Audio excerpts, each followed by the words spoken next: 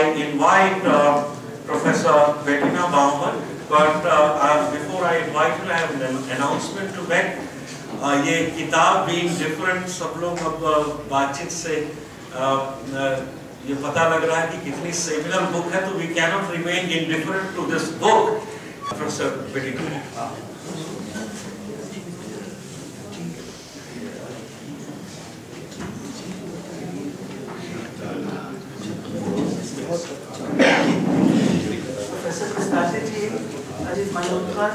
And friends.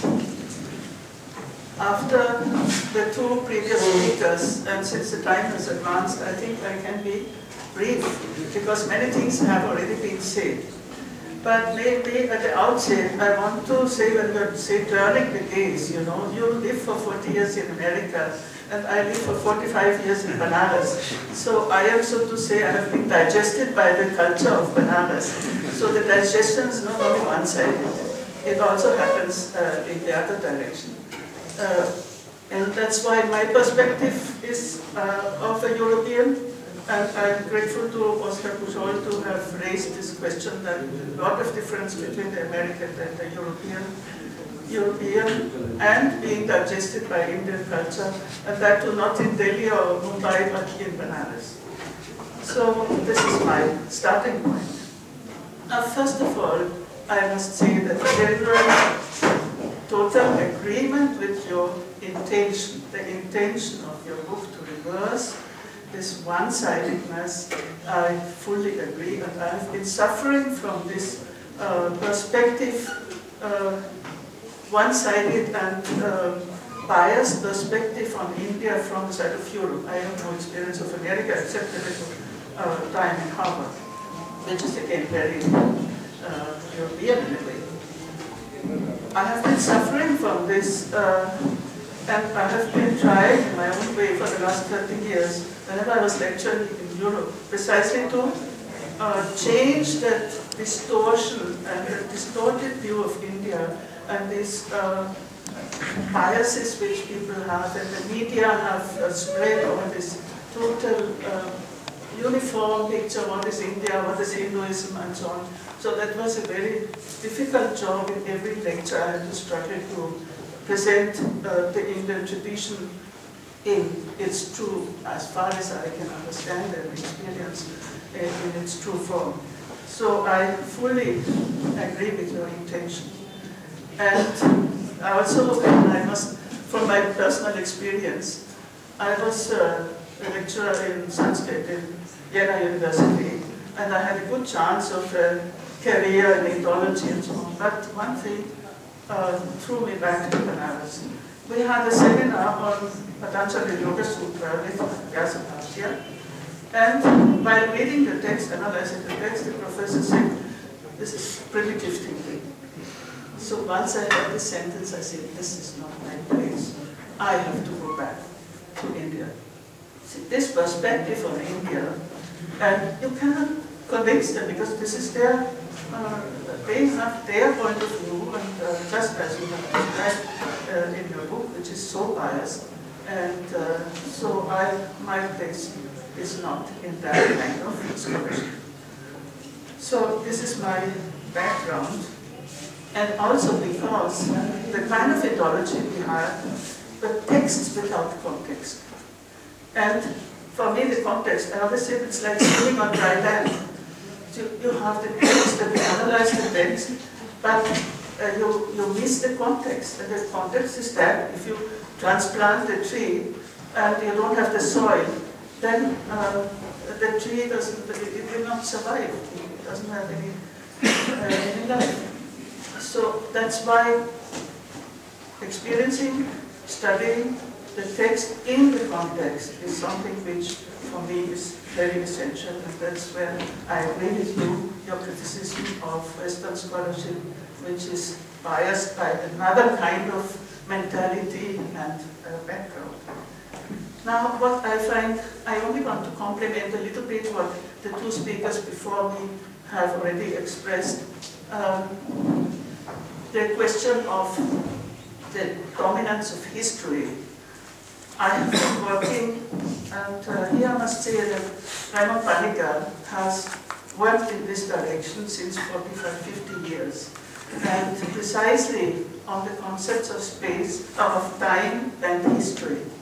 And he has some very important contribution on the end of history and a totally different approach to time. And I've worked with him on a project in UNESCO, Cultures and Time. And the intention was precisely to show that the Western concept of time cannot be universalized. And that universalization is a disaster. And that's where we have the clash, even physical clashes, because that Western concept of time is just not, it cannot be integrated. And that's why this book, Cultures and Time, by UNESCO, was published in 1976 already. It was, the intention was to present the Indian perspective on time and history. Now, Panikkar, again, he had a great contribution, and I think, unfortunately, he's better known in Europe nowadays than in India, because exactly his work has contributed to what you are intending, Rajivji, to reverse the gaze and to insert the Indian or the karmic view into the Western discourse. I have seen this because I have been present at conferences on philosophy from the 60s, early 60s, where he was the only Indian, he was the only one who presented, and there were great philosophers, great theologians of the time, and he was the only one who inserted that Indian perspective, reversal of perspective. And that was I must say, it was a great merit of Panikkar. So he spoke of the end of history and the myth of history, because for him also myth was not, as Oscar said, something unreal, but it was the archetype which has much deeper layers of understanding reality than a linear concept of history. And another concept which comes also in your book, which also Panikkar has developed even into a book, which it came out of his study of the Vedas, that is cosmotheandric. That means that the cosmic, the human, and the divine, they have to be in total harmony, and not the one, as you have been speaking of, anthropocentrism. It's not the question of anthropocentrism or of cosmocentrism, but the cosmic, the human, and the divine have to be in total. And that, of course, we have... What is the term? Cosmic? Cosmotheandric. Theos and Anthos is man. And this came, of course, out of the Vedic concept of Adibhuta, Adidaiva, and so on, Adhyatma. Yeah. So this, and there is a whole book on this. So here again, Panikkar has presented the karmic worldview in the wider context, on the other side, universalizing the Indian or the karmic worldview to make it acceptable in Western discourse.